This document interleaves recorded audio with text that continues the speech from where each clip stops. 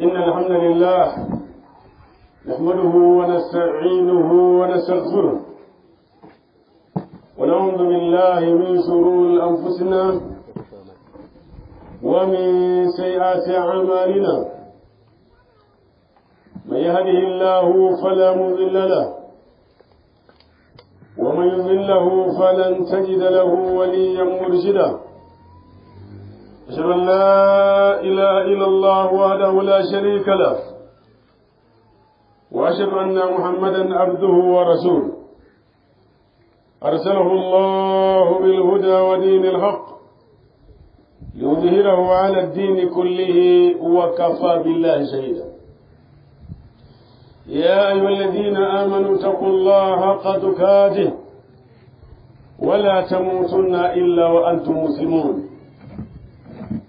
يا أيها الناس اتقوا ربكم الذي خلقكم من نفس واحدة وخلق منها زوجها وبث منهما رجالا كثيرا ونساء واتقوا الله الذي تساءلون به والأرحام إن الله كان عليكم رقيبا.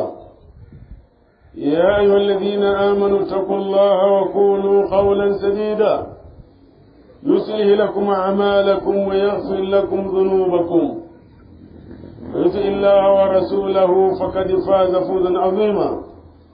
ثم أما بعد، فإن أحسن الحديث كتاب الله وخير الهدي هدي محمد صلى الله عليه وسلم وشر الأمور محدثاتها فإن كل محدثة بدعة وكل بدعة ضلالة وكل ضلالة في النار. اللهم إنا نعوذ بك من عذاب النار اللهم آمين. تقصوت إيمان بعدكم بميد الله جل وعلا تقول صلي عليه الصلاة والسلام. إن لنا سلسلة محاضراتية بإذنه الكريم tukiwa tumeanza na maudhui inaonyesha ghurbatul Islam, namna ya ugeni wa Uislamu. Lakini pia tulihitimisha mazungumzo hayo kwa swali kwamba sasa kama tuko kwenye ghurbatul Islam, wama yajibu alaina, lipi la wajibu kwetu sisi katika zama hizi ambazo Uislamu ni mgeni haufahamiki. Ilikuwa la wajibu kwetu sisi ni kufanya ubainifu ili aangamie mwenye kuangamia ala bayina wa yahya man haya ala bayina, lakini pia aangamie mwenye kuangamia akiwa amefikiwa na ubainifu, lakini pia aongoke mwenye kuongoka akiwa amefikiwa na uongofu. Ndugu zangu, tunasema mara nyingi usiwe na haraka ya kupinga, lakini pia usiwe na haraka ya kukubali. Likizungumzwa jambo liweke kwenye meza kwanza, lifanywe mjadala wa kina, na baada ya hapo maamuzi yake yatafuata baada ya usahihi wa jambo lenyewe.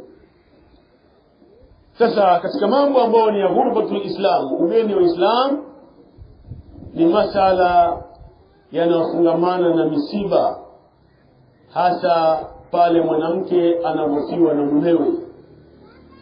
Kwenye maeneo ya kwetu ni kwamba mwanamke aliyefiwa na mume, katika mila na desturi za mababu kabla ya Islam, kabla ya Uislamu, mwanamke huyo anarithiwa, na mwanamke huyo anafanywa ni sehemu kama sehemu ya mali za mume. Ni jambo ambalo lilikuwa linafanyika katika zama za jahiliya kabla ya Islam, na Uislamu ukaja kulibatilisha, Uislamu ukaja kulifuta, na Uislamu ukaja ukaweka sheria ya yale yanayofungamana na mwanamke aliyefiwa na mume. Kwanza kabisa Uislamu ukaja kufuta jambo hilo. Ukisoma katika Qur'an aya ya 19 katika suratul Nisa,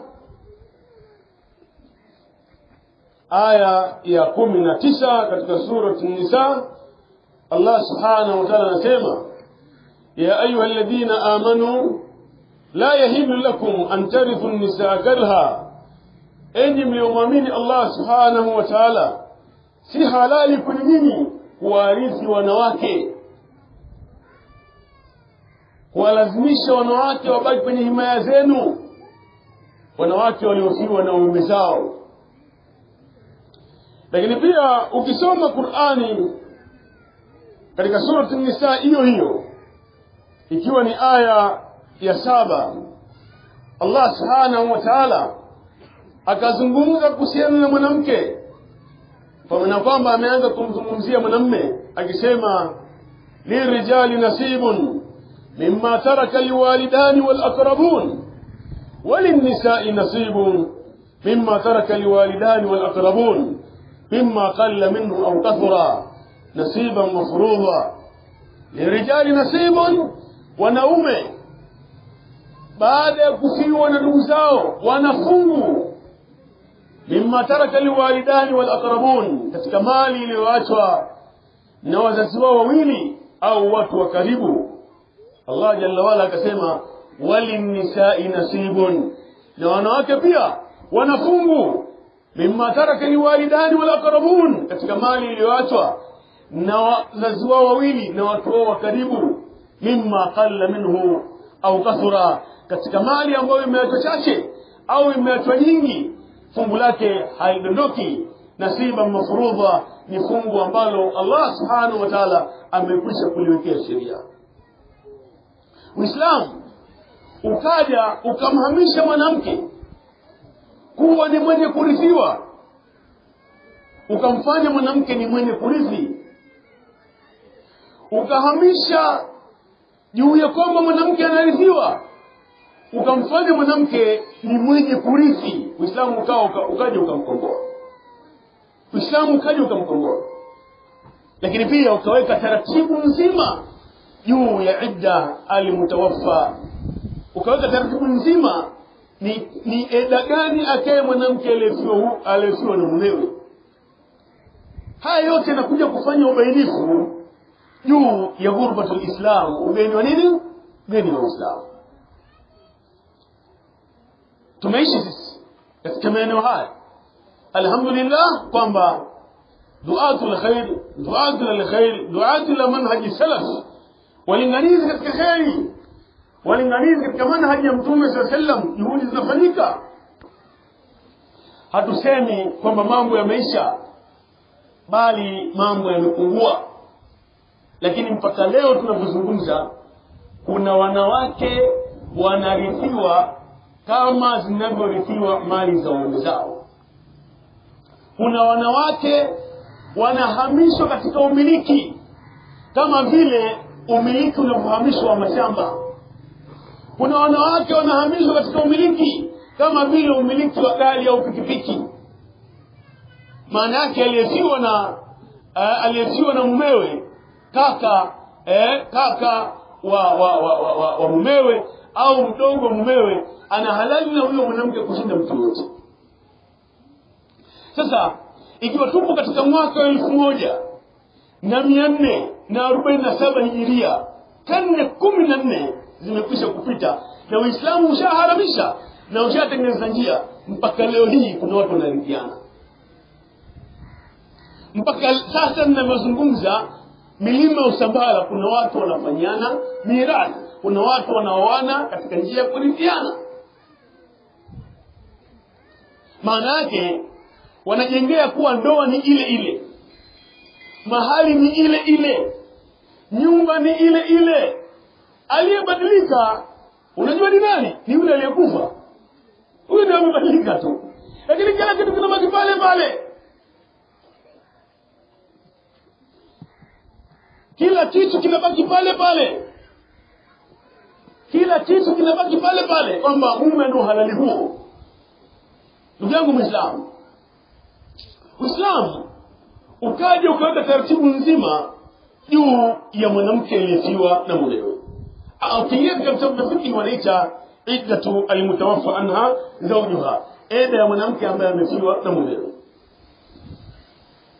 Na kwamba mwanamke aliyefiwa na mume, tajibu iddatu ala mutawaffa anha zawjuha, ni wajibu kwa mwanamke aliyefiwa na mume kukaa idda, sawaun dakhala biha am lam yadkhulu, sawa sawa mwanamke huyo aliyefiwa na mume amekutana na huyo mume, kama mumewe wa ndoa wakakutana naye katika tendo la ndoa, sawa sawa hawajakutana lakini ndoa ilipita, mwanamke huyo ni wajibu kwake kukaa idda ya kisheria. Dalili juu ya jambo hili, dalili ya kwanza katika kitabu cha Allah subhanahu wa ta'ala. Ukisoma Qur'an ikiwa ni aya ya 234 katika Bakara, Allah subhanahu wa ta'ala anasema walladhina yatawaffawna minkum wa yadharuna azwaja yatarabbasna bi anfusihinna arba'ata ashhurin wa ashara. Wale ambao walladhina yatawaffawna minkum, wale ambao kitawapata kifo miongoni mwingine wanaume, wayadharuna azwaja, na wakaacha wake, hawa wake yatarabbasna bi anfusihinna, watakuwa na kusubiria kwa nafsi zao arba'ata ashhurin wa ashara, miezi 4 na siku 10. miezi 4 na siku 10. Waje dilala na mwelekeo wa dalili juu hii aya. Dalat al-ayatu ala ujub al-idda, ikajulisha aya uwajibu wa idda ala nisaa bi mauti azwajihinna, kwa hawa wanawake ambao wamefiwa na waume zao. Watadkhulu fi khitab kullu imra'atin dakhala biha zawjuha am la, na mazungumzo haya yanamwelekea kila mwanamke ambaye amefiwa na mume, sawa sawa alikutana na mume katika tendo la ndoa au hawajakutana. Ibqa'an li ayati ala umumiha, kwa kuibakisha aya katika ule ujumla wake. Na mazungumzo haya yapo katika kitabu Badaya as-Sana'i Likasani, ikiwa ni juzuu ya 3 kurasa wa 192. Hii ni dalili ya Qur'ani inaonyesha wajibu wa jambo hilo.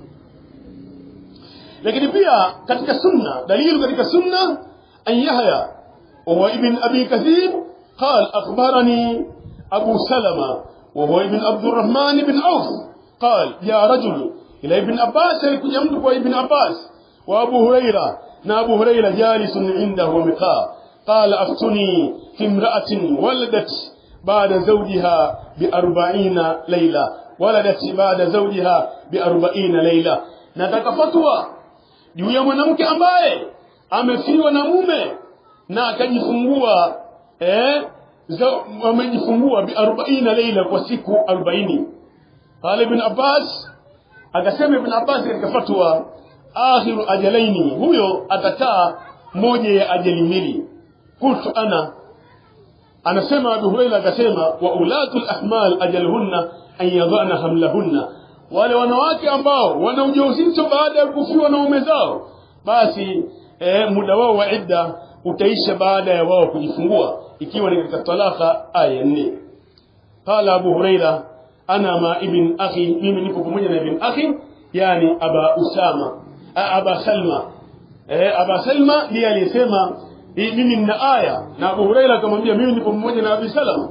Farsala ibn Abbas ghulamahu Quraiba, akamtuma ibn Abbas kijana yake Quraib ila ummi Salama yasaluha, aende kwa ummu Salama kamuulize. Faqalati, akasema kutila zawju Subayya, aliuliwa mume wa mwanamke anaitwa Subayya al-Aslamiyya, wa hiya hubla, na yeye alikuwa ni mjamzito. Fawadhat baada mautihi bi 40 leila, akazaa baada ya kifo cha mume kwa siku 40. Fahusbati, akachumbiwa. Faankaha Rasulullah sallallahu alaihi wasallam, Mtume sallama akamuoa. Wakana Abu Sanabil fi man khatabaha, ilikuwa Abu Sanabil katika wale ambao walimchumia.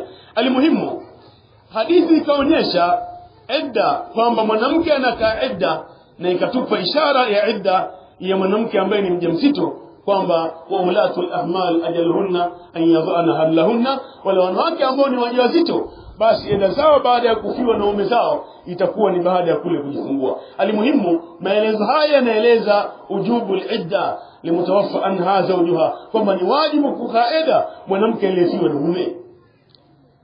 Ama dalili ya 3 min al-ijma', ijma' al-umma, nakala ijma'an ala ujub al-idda, amenukuu ijma' ya maulama juu ya wajibu wa idda ala man tufiya anha zawjuha, kwa mwanamke aliyefiwa na mume, sawaun dakhala biha am lam yadkhulu, sawa sawa alikutana na mumewe katika kuwa ni mume na mke katika tendo la ndoa au hawajakutana. Amenukuu إجماعي بن منذر رحمه الله تعالى قال ابن منذر رحمه الله تعالى أجمع أهل العلم على أن العدة الحرة المسلمة من وفاة زوجها 4 أشهر وعشرة. kwamba hakika imenukuliwa ijmaa ya ahli ilm juu ya idda ya mwanamke ambaye ni huru, mwanamke Muislamu, kwamba idda yake itakuwa ni miezi 4 na siku 10, madkhulan biha au ghaira madkhulin biha, awe amekutana na mume kama mume katika tendo la ndoa au hajakutana, saghiratan kanati am kabira, na awe ni mtu mzima au awe ni mdogo, wote hao itawajibikia idda mutawaffa baada ya kufiwa na mume zao. Na haya yametajwa katika al-Iqna ikiwa ni juzu ya kwanza ukurasa wa 324. wa bin Hazm rahimahullah ta'ala, lakini pia ikanukuliwa ijmaa na Ibn Hazm. Qala Ibn Hazm اتفقوا يعني أهل العلم ومفكين أهل العلم على أن العدة واجبة من موت زوج صحيح العقل سواء كان وطئها أم لم يكن وطئها، سواء كان قد دخل بها أم لم يدخل بها. وما ابن حزم رحمه الله تعالى أنا سيما اتفقوا أي أئمة ومفكين مع علماء anna al-iddata, hakika ya eda ya mwanamke aliyefiwa na mume, wajibatun, ni jambo la wajibu, min mauti zawji sahihi al-aqil, kwa kifo cha mume ambacho ni kifo cha mume sahihi, sawaun kana wata'aha am lam yakun wata'a, sawa sawa wamekutana naye kama mke na mume katika muashara zawjia au hawajakutana katika hilo. Na hii ametaja Ibn Hazm rahimahullah ta'ala katika maratib al-ijma' ikiwa ni ukurasa wa 76. وابن قدامة رحمه الله تعالى أيضا، lakini pia Ibn Qudama ametaja haya katika Mughni ya Ibn Qudama juzu ya 7 ukurasa wa 115. akasema Ibn Qudama rahimahullah ta'ala ajma ahlul ilm, wamefikiana ahlul ilm ala anna al-iddah al-hurra, hakika eda ya mwanamke ambaye yuko huru, al-muslima, mwanamke ambaye ni muislamu, ghaila dhati hamlin, ambaye hana ujauzito, min wafati zawjiha, baada ya kufiwa na mumewe, 4 ashhurin wa asharun, ni miezi 4 na siku 10, madkhulan biha am ghayra madkhulun biha, au yamekutana na mume au hawajakutana na mume, sawaun kanat kabira baligha au saghira lam tablugh, sawa sawa awe ni mtu mzima ambaye amefika katika umri wa balighi au ni mtoto bado baada ya kufikia umri wa balighi, ni lazima akae katika idda baada ya kufiwa na mume. Kwa hiyo kuna ijmaa ya umma ambayo imefikia hivyo. Pia wanakala ijmaa ala ujub al-idda ala man tufi anha zawjuha fi jumlati ash-Shafi'i rahimahullah ta'ala.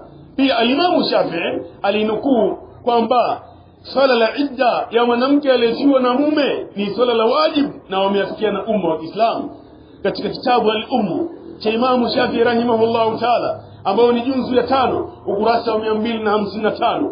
يقول الإمام الشافعي رحمه الله تعالى لم يختلفوا، يعني العلماء ما علماء هواكو تفوتيانا في أن لا عدة على زوجة إلا من وفاة أو طلاقة، kwamba kuna idda kwa mwanamke isipokuwa baada ya kufiwa au kuachwa.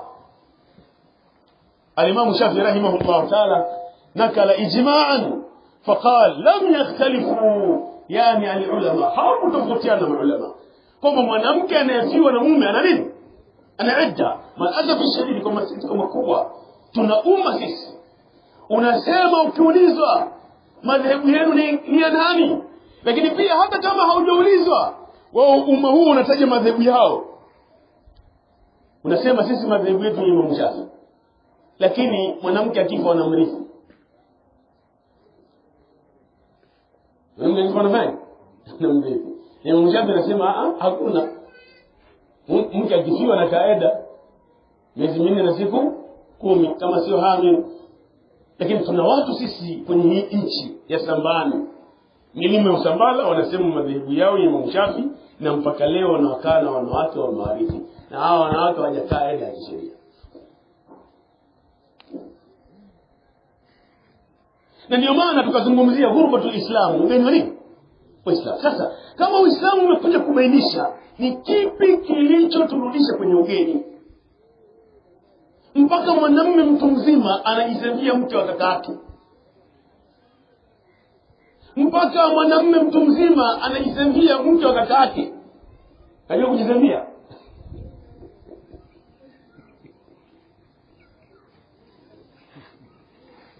Yaani unaweza ukasema kashukuru.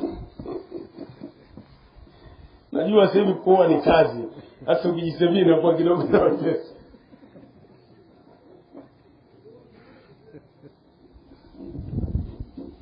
Hali ni ngumu. Sasa unajua kuna mambo mengine watu wanapenyesha, si kama wanapenyesha vipi? Wana mipango yao huko ndani. Kwa hiyo ghafla anakuwa ni mtu wa dini ya Kiislamu, ghafla anakuwa ni mtu wa dini ya nini? Dini ya Kiislamu. Yaani muda huo ni mtu wa dini ya Kiislamu, muda huo ni mtu wa dini ya nini? Kwa nini? Kwa sababu anavuruga sheria. Anavuruga sheria.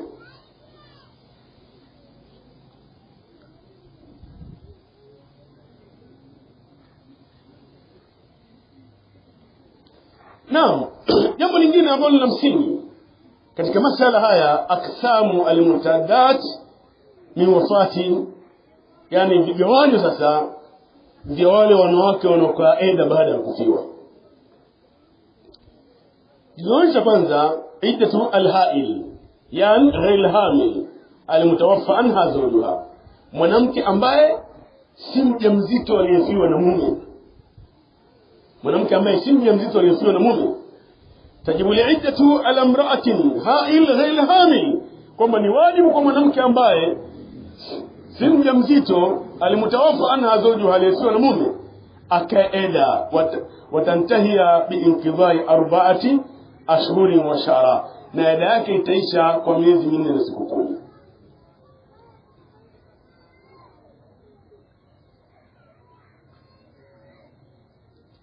Hili jambo mwonekana lifahamike. Na dalili ni aya iliyotangulia katika Bakara, aya 234, walladhina yatawaffawna minkum wa yadharuna azwaja yatarabbasna bi anfusina 4 ashhurin wa ashara, kwamba wale ambao wamefariki katika wanaume na wakawaacha wanawake, hawa wanawake wakae eda ya miezi 4 na siku 10. Wajhu dilala, na mwelekeo wa dalili juu ya hii aya, yakul al-Imam Qurtubi katika tafsiri ya Qurtubi, al-ayatu nassun fi tahdid al-idda al-mutawaffa anha zawjuha. Hii aya ni dalili ya wazi inayotuwekea mipaka ya mwanamke aliyefiwa na mume, wa annaha 4 ashhurin wa ashara, kwamba ni miezi 4 na siku 10. Wa kharajat al-hamil bi adillati ukhra, na atatoka mwanamke mjamzito kwa dalili nyingine. Tafsiri ya Qurtubi juzi ya 4 ukurasa wa 174. Dalili ya pili katika sunna, ma akhrajahu al-Imam al-Bukhari wa Imam Muslim, ni ile aliyotaja al-Imam al-Bukhari na Imam Muslim katika Sahih Bukhari hadithi ya 1281, katika Sahih Muslim hadithi ya 1486, hadithi ya an Zainab binti Abi Salama akhbaratuhu qalat dakhaltu ala ummi Habiba zawji an-nabi sallallahu alayhi wasallam, niliingia kwa ummu Habiba mke wa mtume sallallahu alayhi wasallam, faqalat sami'tu rasulullah sallallahu alayhi wasallam yaqul, nimemsikia mtume sallallahu alayhi wasallam akisema, nimemsikia mtume sallallahu alayhi wasallam akisema, la yahillu limra'ati tu'minu billahi wal yawmil akhir, si halali kwa mwanamke anayemwamini Allah subhanahu wa ta'ala na siku ya mwisho, tahiddu ala mayitin fawqa 3, akakaeda kwa mtu aliyekufa juu ya siku 3, illa ala zawjin, isipokuwa kwa mume, 4 ashhurin wa ashara, miezi 4 na siku 10. miezi 4 na siku 10. بين النبي صلى الله عليه وسلم أن المتوفى عنها زوجها, alibainisha mtume صلى الله عليه وسلم kwamba aliyefiwa na mume, tamtani'u min az-zinati wat-tibi biihdadiha 4 ashhurin wa ashara, atajizia na mapambo na manukato na atakaeda ndani ya miezi 4 na siku 10 وهي مدة العدة نهو ndio muda wa idda na haya yametajwa katika al-udda fi sharh al-umda li ibn Attal rahimahullah ta'ala junzu ya 3 kurasa 100 au kurasa 1342 lakini pia ijma' ahli ilm nakala ijma' ala dhalika min Mundhir ametaja ijma' pia قال ابن Mundhir rahimahullah ta'ala kama katika al-Iqna junzu ya kwanza kurasa wa 324 kasema al-ijma' ahlu al-ilm ala anna al-iddat al-hurr muslima min wafati zawjiha 4 ashhurin wa ashar ni miezi 4 na siku 10 lakini pia ibn Abdul Barr rahimahullah ta'ala katika kitabu al-Istidhkar junzu ya 6 kurasa wa 178 akasema ابن عبد البر رحمه الله تعالى أوجب الله تعالى على متوفى عنها زوجها أمواجبش الله سبحانه وتعالى كما نمك لسوانا مومي أن تتربص 4 أشهر و10 أسبلية ميسي من نسك كمي قبل أن تنكها قبل يقولها وأجمع العلماء ناقاسكيان مع علماء على أن ذلك عام في الحر الصغير والكبيرة hii inawaingia wote mwanamke aliyekuwa huru mdogo au mkubwa maadamu takun hamila maadamu hajawa mjamzito wote hawa wanaingia katika hiyo hukumu. Kwa hiyo ijma' ahli ilm inasimama kwamba mwanamke anatakana akae idda ya miezi 4 na siku 10 miezi 4 na siku 10 akae idda miezi 4 na siku 10 na miezi 4 na siku 10 hii inampasa huyu mwanamke ambaye amefiwa na mumewe. Naam, baada ya hapo hiyo ni idda ya mwanamke ambaye si mjamzito miezi 4 na siku 10.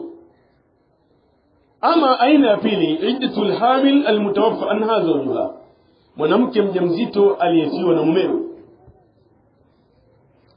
وتنقضي بوضع حملها na eda yake inaisha pale atakapojifungua.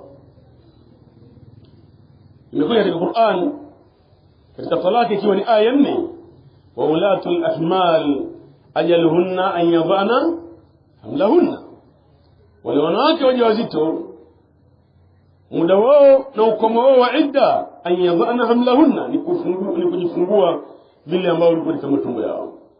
Wajhu dilala na mwelekeo dalili juu hii aya yakuli ibn Qudama katika Mughni junzu ya 7 kurasa wa 118 yakuli ibn Qudama anna al-ayata nassun aamun fi kulli hamil.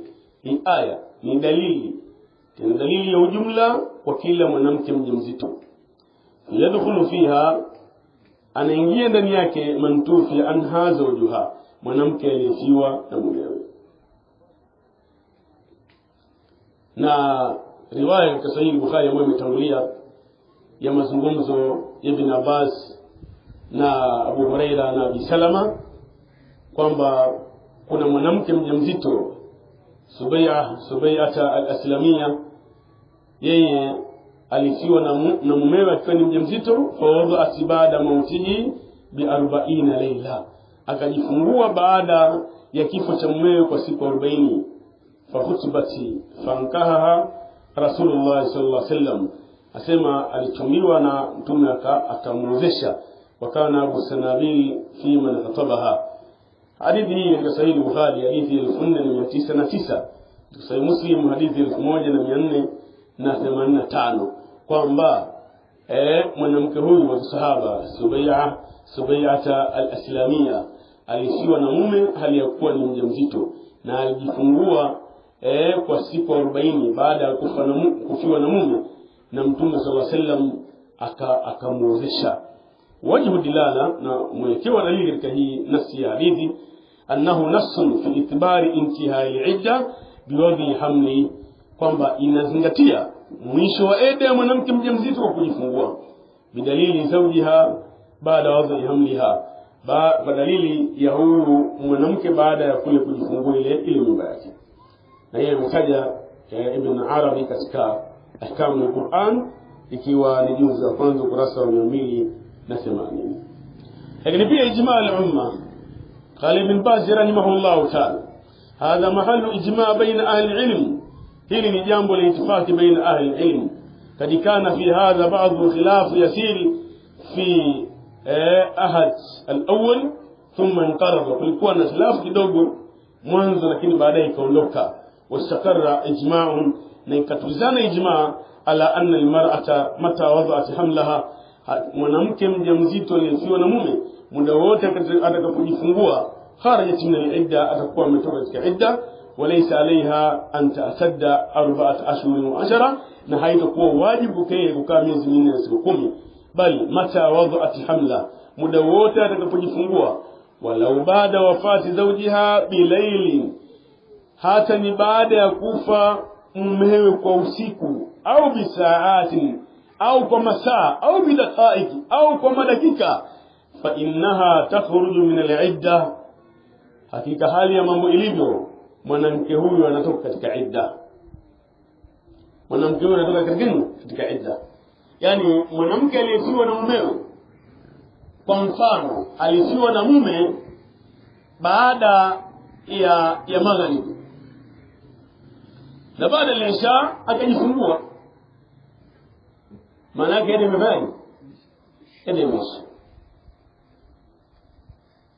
edemesh na kwamba hakuna jukumu linalolazimu kwake lingine.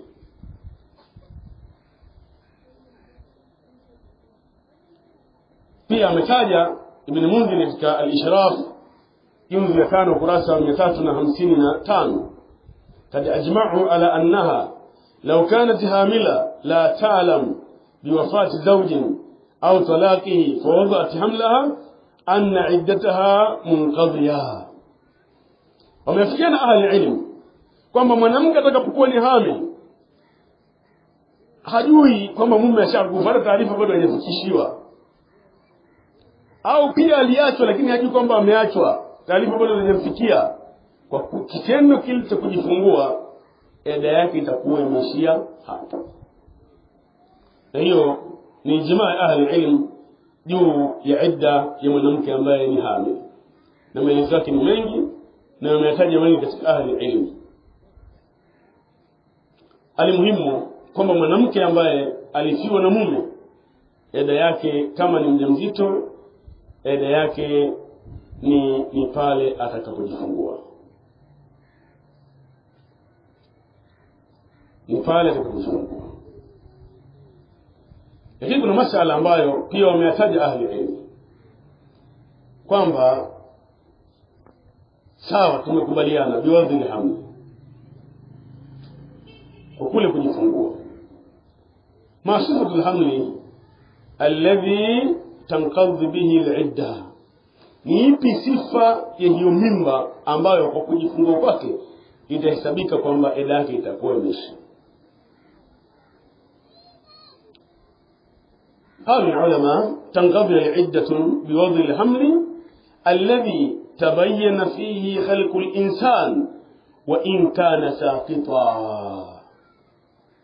eda yake itaisha kwa kujifungua kile ambacho kimebainika maumbile ya mwanadamu hata kama kimetoka kabla ya muda wake kufika.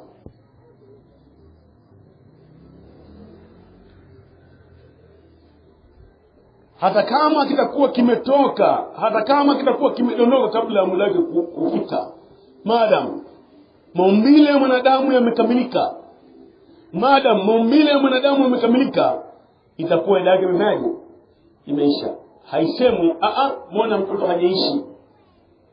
Hilo halilazimiani na mwanamke aliyefiwa na mume akiwa ni hamil.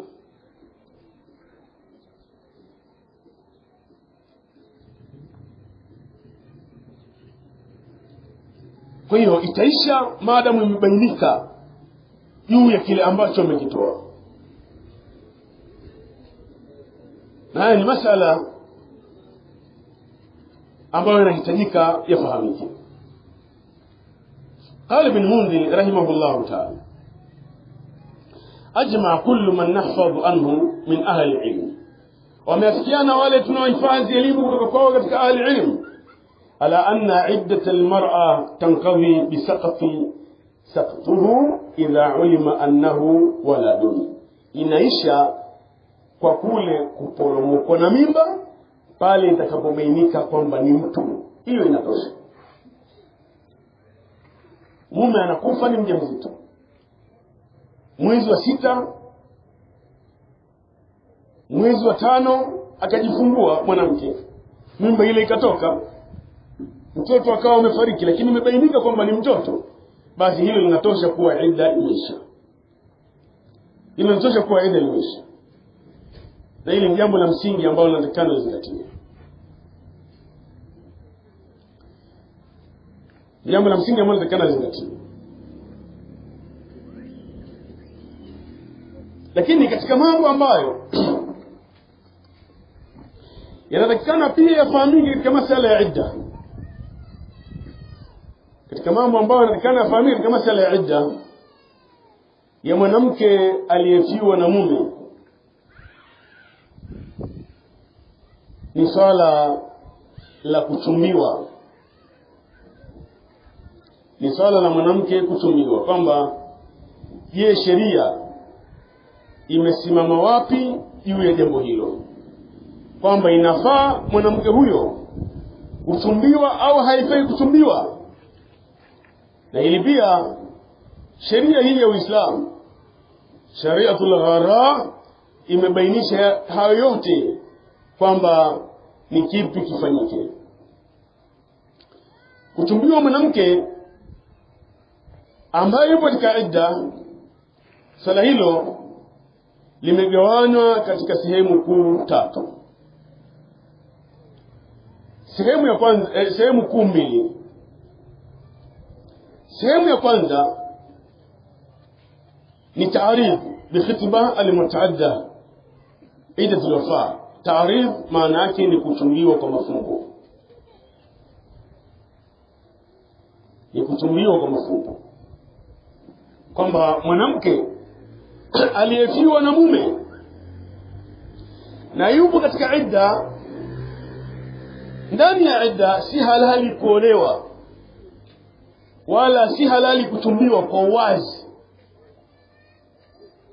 ukiachilia kulisiwa siku ya 3 na kuwa mke wa mtu.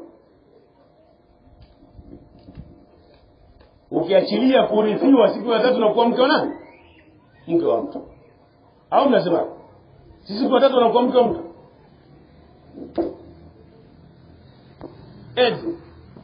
Si siku ya upazi na kuwa mke wa mtu? Wena mjibu ndivyo, kwamba siku ya 3 na kuwa mke wa mtu. Sasa Uislamu unatoa taratibu ya mwanamke kwamba akaeda kama ilivyotangulia, na maelezo yake pia ni mengi na hakamu zake ni nyingi. Tazungumza ala sabili ikhtisar, na kama tutapata fursa tutazungumza hizo nyingine. Sasa yajuzu ta'rif bi khitbati al-muta'add, kwamba inafaa kumfanyia mafumbo, kumchumbia kwa mafumbo mwanamke ambaye yupo katika idda ya kufiwa na mume. Inajuzu kuchumbiwa kwa mafumbo na sio kudhihirishiwa. Katika Qur'an aya 235 katika Bakara, Allah subhanahu wa ta'ala anasema, wala junaha alaykum fima aradtum bihi min khitbati nisa,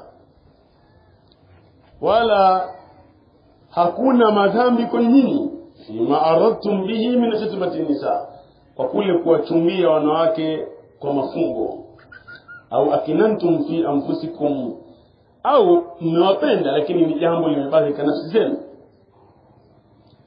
Wajhu dilala anna al-ayat, hakika hii aya min surati Bakara nasun dhahirun, ni dalili ya wazi fi jawaz ta'rif bil khitba, kwamba inajuzu kumchumbia kwa mafumbo.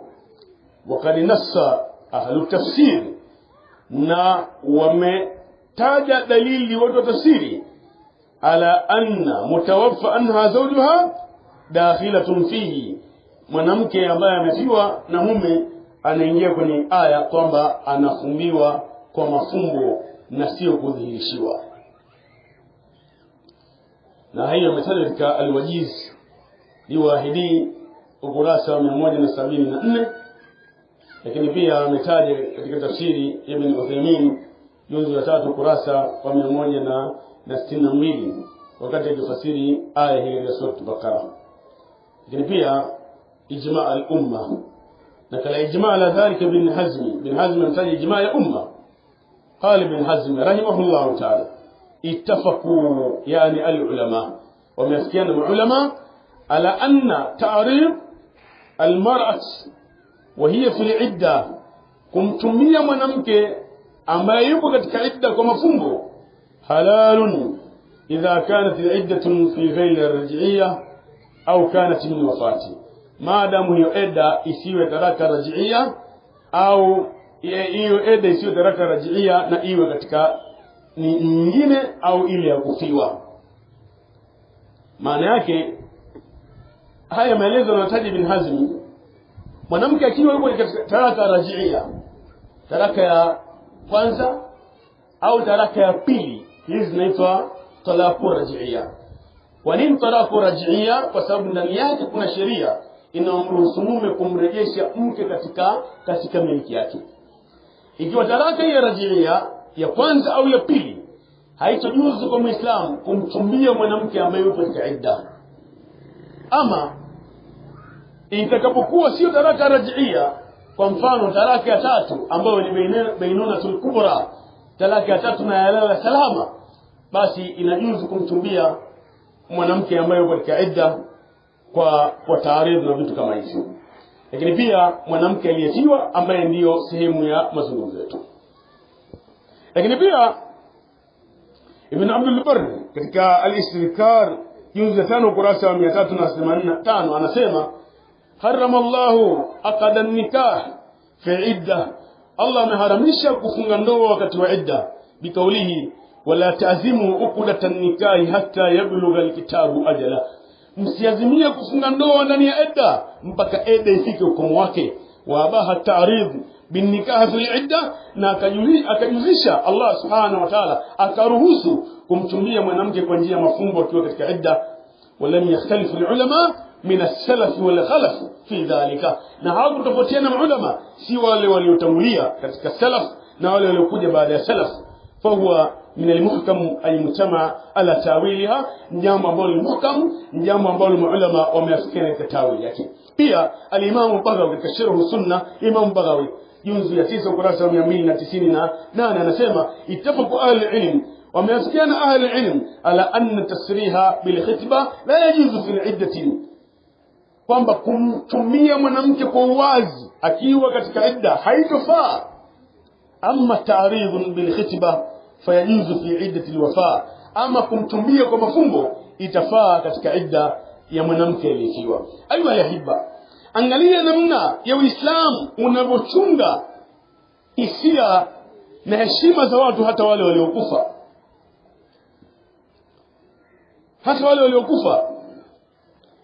Wa min siyar at-ta'rid, miongoni mwa maneno yanayotumika kama ta'rid sasa, an yakulu rajul limra'a, ni kule kusema mwanamume kumwambia mwanamke alimurtadda ambaye yupo katika idda, inni fi mithlik raghibun, mimi kwako wewe ni mtu ninayependeza zaidi, wala tafutuni binafsiki, wala nisije nikakosa na wewe, wa inqudhi ya shay'un kana wa nahu dhalika min alfadh ta'arif. Na mfano wa hayo katika maneno ya taarifa kwamba alimwambia shemeji yake, yani ungepata mume kama mimi nilikuwa ni bora sana, lakini hakumwambia ndakuoa, ungepata mume mfano wangu, maisha yangeenda vizuri sana. Hiyo ndio taarifa ambayo yajuzu fil idda, inafaa katika idda. Kutumbia kwa mafumbo inafaa katika idda, na hiyo ni ijma ya ahli ilm kama ambavyo. Lakini kutumbia kwa kutumbia kwa uwazi, hilo halitofaa kisheria. Sasa kitu ambacho nataka Muislamu ni kufahamisha au ni kukumbusha, hebu angalia kwamba haifai mwanamke kutumbiwa kwa uwazi. Hatuzungumzi kuolewa, hatuzungumzi kukabidhiwa kwa mume kama mke na mume. Kinachozungumziwa, sheria hairuhusu kutumbiwa kwa uwazi.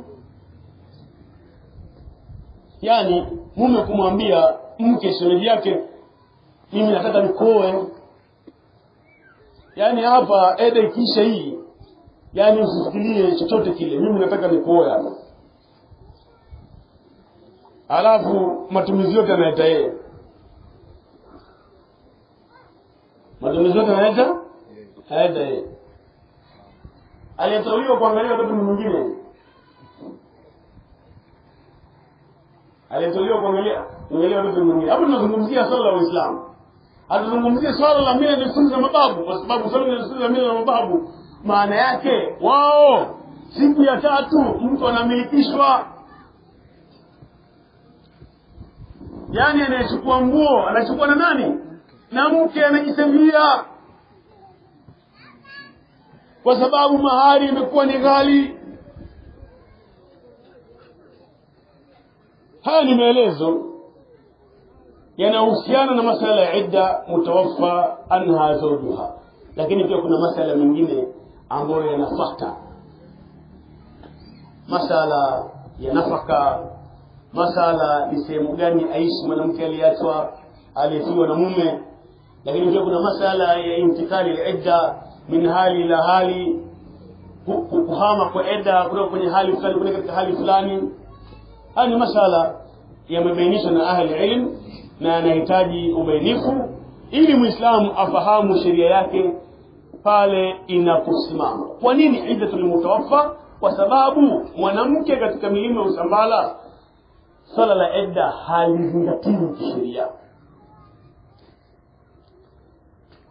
Halizingatiwi kisheria. Na kama utakuta nyumba zinazozingatia, basi kwa nyumba 10 utapata nyumba moja inayozingatia. Kwa nyumba 100 utapata nyumba 10 zinazozingatia. Lakini milima ya Usambala haizingatii swala la idda ya mwanamke aliyefiwa. Bali mwanamke aliyefiwa ni sehemu ya mirathi, naye anarithiwa. Alafu wenyewe unajua, wenyewe hawashangai. Unawakuta njiani wanaulizana, "Manyanyisi wewe ndai?" Mimi ndo katina. Unawakuta wanawake njiani wanazungumza, wanaulizana wenyewe, "Manyanyisi wewe ndai?" Wala humsali, yani hawana shida. Wanauliza nani kachukua hiyo mali? Mali ya kujisevia, hawana shida. Hawatauliza je amekaeda, maswali hayahusu. Wanauliza tu nguo zishatoka. Manyarizi wendai. Habibi lughatina. Yani maana yake huyu mwanamke karithiwa na nani? Hawatauliza masala ya idda kwa sababu hayawahusu. Wanauliza nani karithi? Ni fulani. Yule Muhammad. Sasa Muhammad mwenyewe. Ni yule Shabani. Shabani yenyewe. Unajua Shabani ni mwadhini wa msikiti. Yaani Shabani ni mwadhini msikitini. Alafu ndo karibu.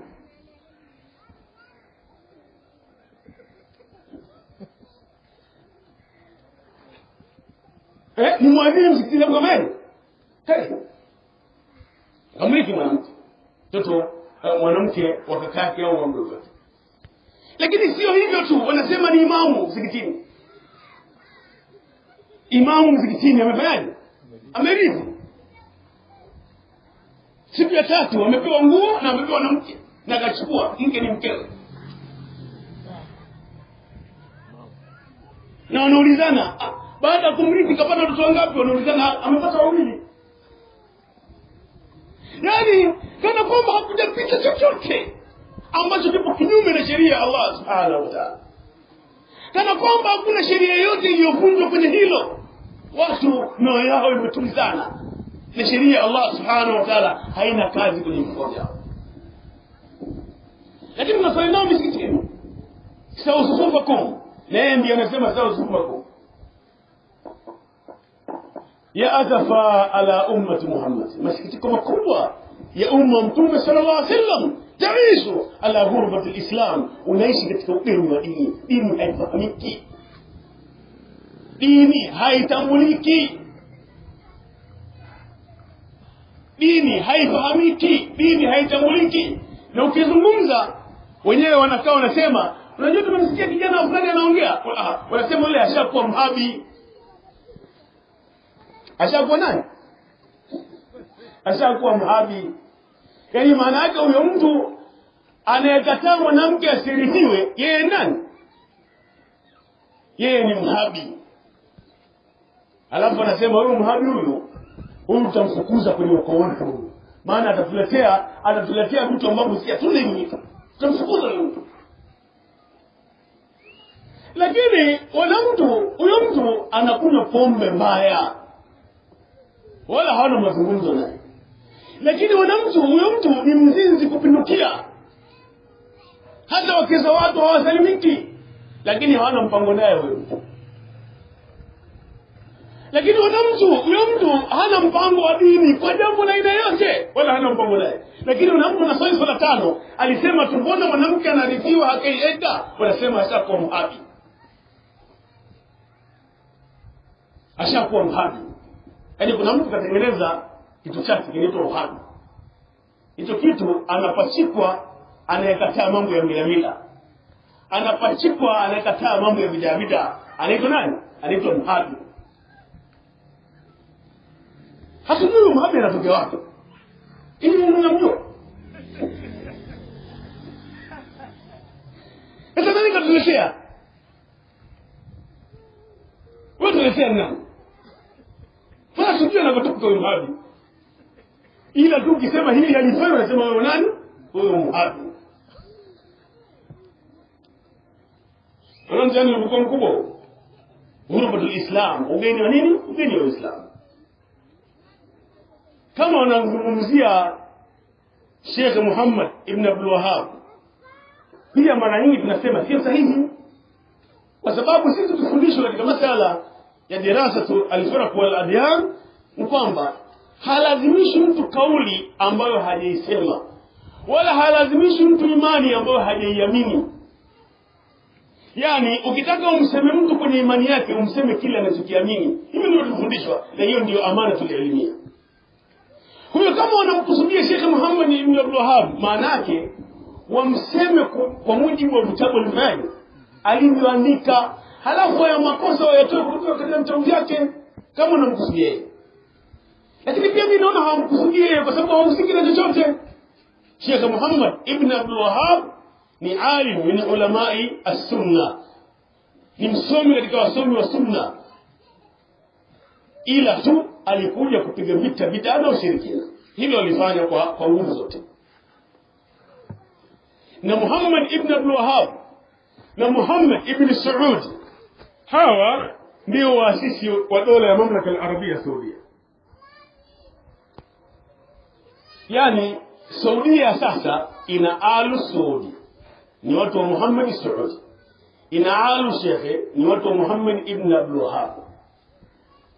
Maana yake Alu Saudi ni watawala, Alu Sheikh ambao ni wajukuu wa Sheikh Muhammad ibn Wahhab ndio wasomi na mamufti ndani ya mamlaka ya Arabia Saudia. Tumeelewana hapo? Lakini umeelewa hapo vizuri? Kwa hiyo kama ukoo wake ni ukoo mamufti Saudia mpaka leo, hivi utampachika mzigo utatoa kweli? Maana ukiingia katika mji wa Saudia, neema za Saudia zinatokana na jeshi yake, zinatokana na mwongozo wake, zinatokana na elimu aliyoeneza Muhammad ibn Wahhab. Ukienda haji ukakirimiwa, ni juhudi alifanya nani? Sheikh Muhammad ibn Wahhab. Alafu yeye mwenyewe anaitwa Muhammad, baba yake anaitwa Abdul Wahhab. Muhammad Abdul Wahhab. Huyo Abdul Wahhab ni jina la baba. Ila sasa aliyetaka kubeza, kwa sababu bezo lake la nisba, na nisba maana yake kunasibisha kitu na kitu fulani. Na nisba katika jina ambalo lina tarkibi wanasema haifai katika sadri bali inafaa katika ajiz. Na sadri ni ile jumla ya kwanza na ajiz ni ile jumla ya pili. Abdul ni sadri, alafu ajizi ni Wahhab. Sasa kwa sababu lugha ya Kiarabu haikubali mwanzo na kubali mwisho, huku mwisho ni jina la Allah. Al-Wahhab ni ismu min asma'illah, ni jina miongoni mwa majina nani? Ya Allah subhanahu wa ta'ala. Lakini kwa sababu aliyetaka kubeza amechanganyikiwa, unajua akadondokea kwenye jina la Allah. Lakini pia hakujua kwamba ni jina la Allah, akachukua bezo humo akasema hawa Wahabi. Unaelewa? Abdul Wahhab. Wahhab ni jina la nani? Ni jina la Allah. Wahhab ni jina la Allah. Sasa Abdul Wahhab ni jina la Allah. Kwa hiyo ukisema Wahabi maana yake unasema hao Allah. Umeelewa? Ila wenyewe wanatumia kama bezo, na bezo linatumika ndani ya jina la nani? La Allah. Alafu wenyewe wana shida, wanasema tu Wahabi hao, Wahabi hao. Kwa hiyo tunachozungumza ni kwamba eda ya mwanamke aliyekuwa na mume imedhibitiwa kisheria, na huo ndio mwongozo alikuja nao Mtume sallallahu alaihi wasallam. Mtu akikataza, huyu ni Muislamu, sio Muhabi. Ni Muislamu anayefuata hadi ya nani? Ya Mtume sallallahu alaihi wasallam, kufuata Qur'an na Sunna ala fahmi salafi umma. Nadhani mada hii ni ndefu, ni iwekee nukta hapa. Allah subhanahu wa ta'ala ala wa alam.